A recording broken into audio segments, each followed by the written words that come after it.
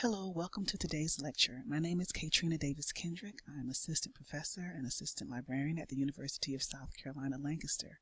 Today I'll be talking with you about tenure and promotion at academic libraries. So let's get started. We'll review expectations in academic librarianship. I'll also talk briefly about getting started with TNP activities, and I'll review very quickly some tools for tracking tenure and promotion activities. Let's talk about expectations in academic librarianship. Have you heard of the terms tenure and promotion, and what do you think they mean? Tenure and promotion is a process, and continuing appointment is a different type of process. It actually is less of a process. When we talk about tenure and promotion, tenure is an arrangement by which faculty during a probationary period can be dismissed only for adequate cause. So if they gain tenure, they have to be dismissed only with adequate cause, and they have to do it before a faculty committee. Promotion is the outcome of a successful tenure defense wherein a candidate moves from one rank to another. So generally the ranking system is lecturer or instructor, assistant professor, associate professor, and then full professor. Keep in mind that promotion can happen without tenure. However, tenure always generally happens with promotion. Continuing appointment is a little bit different. The candidate is assigned that academic rank and is not affected by changes and that person basically has that rank until they resign, retire, or are terminated. So keep that in mind. So this is the context that we're looking at when we're talking about tenure and promotion on academic campuses or in academic world. Tenure is important to academics and faculty because it protects academic and intellectual freedom. It fosters original research ideas. It allows for voices of dissent or disagreement. Faculty are free to pursue less popular topics depending on where they believe the areas of important discovery are.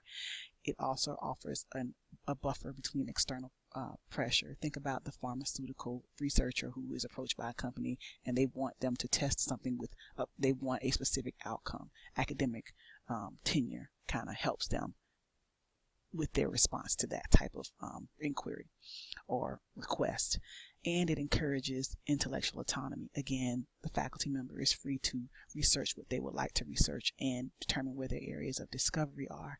And keep in mind that intellectual freedom, of course, is one of the aspects central to American librarianship. And so, of course, as academic librarians, we are very, very involved in intellectual freedom and would like to have that offered to that privilege as well.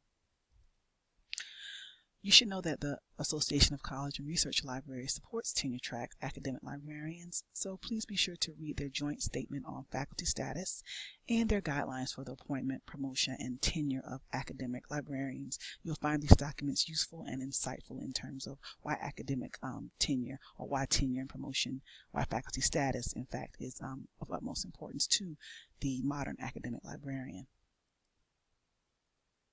When we look at tenure and promotion, there are three main areas, and keep in mind that the promotion criteria that I'm about to show you vary widely by institution, from institution to institution. However, these are the areas that I have found in my experience to be common to most institutions, not only in my experience, but from colleagues who I spoke with who also have faculty status.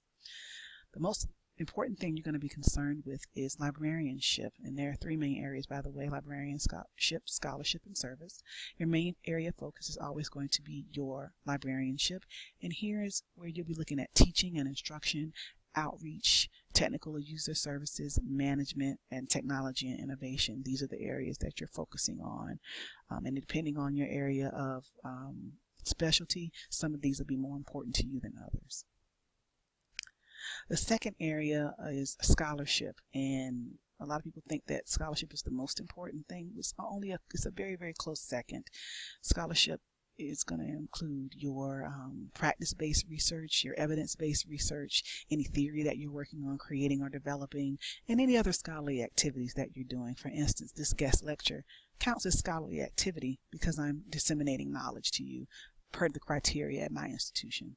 Here also is where you hear the term or the phrase publish or perish. You want to make sure that this is something that you want to be aware of as soon as you begin a faculty appointment. You want to start as quickly as you can get your feet wet, and there are ways you can do that very quickly. Keep in mind that it doesn't always have to be an article. Your scholarly output can be a presentation, an infographic, a web blog, anything like that. There are lots of ways you can show your scholarship, but again, it depends on your criteria, your institution. Service is the third area. You can start at the local level and go all the way up to an international level, and this is also something that will be dictated a little bit by your area of focus. But also keep in mind that you have interests that you have. So while you're in technical service, you might actually be interested in outreach. So you might find yourself in several things that even might seem disparate. What you do in those service areas is committee work. You might be on an editorial board or an advisory board. Perhaps you like to write book reviews and get them published in various journals. And also, don't forget your LIS professional memberships. This is where you'll be doing most of that work. That's why you want to join these associations, so you'll be able to have an opportunity to join certain committees and do these types of work for your service. When you're getting started with tenure promotion activities, you have some things you want to think about, some questions. Remember, there are 3 areas: librarianship, scholarship, and service. When you're thinking about librarianship, it's going to be dictated again by your specialty or your focus in your area of practice. And you want to think about what services are currently in place and how are they being assessed.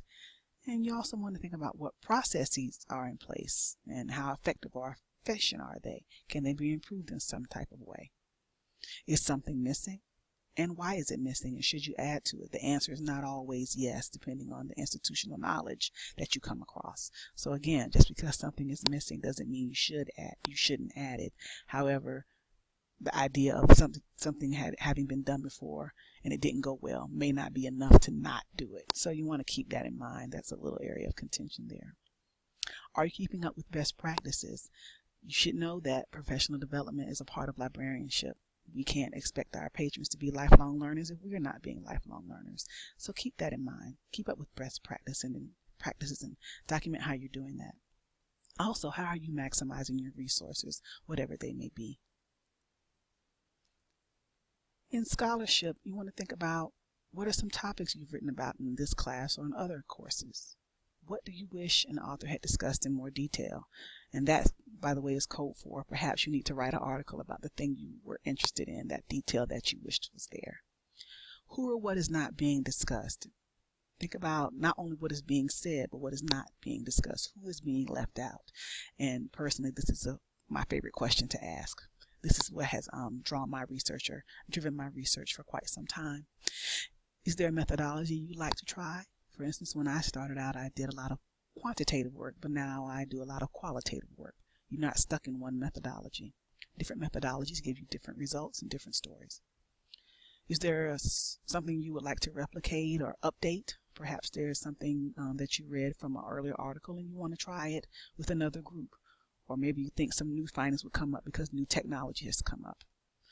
Would you like to create or develop a new theory? And also, can you get your work funded? Writing grants and being able to be funded and offset the cost of scholarship for your institution is very important and counts for scholarship. Service. Let's talk about what are the local associations for your specialty or interests, and what are the national or international ones too. Who are your natural partners, and what links can you create for those organizations or units in your campus that are not so natural? Perhaps there are individuals or groups that can benefit from your knowledge and skill set, and vice versa. And all that counts as service. Other ways, observe. There are lots of things you could be observing. Keep up with your reading. And be sure to join your associations, your professional associations. There are some free tools for tracking tenure promotion activities, and let's talk about that. But first, I want to really quickly talk about digital humanities, because that's how I came to find lots of these tools. When you see this definition of digital humanities by Brett Bobley, those areas in red are definitely areas that librarians are concerned about. And so I like to say that librarians are in fact digital humanists. And if you want to know more about why I think that, well, here are the core competencies of librarianship, and a lot of the core competencies actually cover those tenets that Mr. Bobley talked about. If you want to read more about it, read this article. I wrote it. It's called Keeping the L in Digital Humanities, Applying LIS Core Competencies to Digital Humanities Work. And it outlines what those core competencies are and how they apply. So those tools. For concentration, here's some tools you can use. Eggtimer.com is really great. It's literally a countdown timer, and it's very helpful for keeping track of time in real time. The icon in the middle is something called Freedom. It locks your computer from social media while you're doing work for a certain amount of time. And for those of us who need a little bit of sound, it's been proven in our research that a little bit of sound actually helps improve concentration. I like to use a soft mummer to kind of create little sound mixes in the background while I'm doing my work. There are other places like this called Noisely and Coffitivity as well. So these are some of the things that I've used to kind of up my concentration and to keep me off Facebook when I'm trying to do my work, and instead of talking about it, I need to do it. For organization, this is for the list people who like lists. I don't use lists, but my colleagues who love lists swear by Kanban flow. That's the first one. Kanban flow keeps lists for you. It moves things off the list. You can move it. You can do a countdown. You can determine exactly how much time you spend on a task. Remember the Milk is the second one. Wanderlist is the third one, and I like to use my Outlook calendar. I just put things in color code things in my calendar, and I put all my tasks in there, and I just color code them. So I don't like lists, but I like to see what I'm doing, and the color coding helps me in seeing what days and times I've done something. For archiving, and this is really, really, really important, keep everything, and I mean everything. So I like to keep all of my files in Dropbox, and I also keep things in my Google Drive, which is the second one. I even keep all of my videos, like my guest lectures, all have unique URLs through Screencast-O-Matic, which is what I'm using to record this presentation to you. So that's Screencast-O-Matic, and by the way, all of these are free. And the last one is Evernote. Evernote, I can capture things in real time on the internet, and I can do it through my Chrome extension.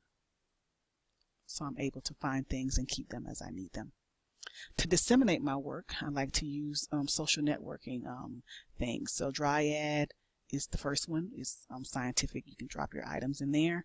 Figshare is one where it gives you a permanent digital object identifier, and you can disseminate your work and people can always find it. And Mendeley is also a scientific area. Other places I'm also active are academia.edu and researchgate.net. So consider joining these academic social networks so you can put out your work and so people can find your work on the internet. And academia.edu is particularly helpful because I know who's looking for my work on a global scale. For impact, again, I like to use academia.edu. I get a report every 30 days and I go and I put it in my tenure promotion file so I can see who's looking at my work and exactly what they're looking for, even the keywords they use to find me.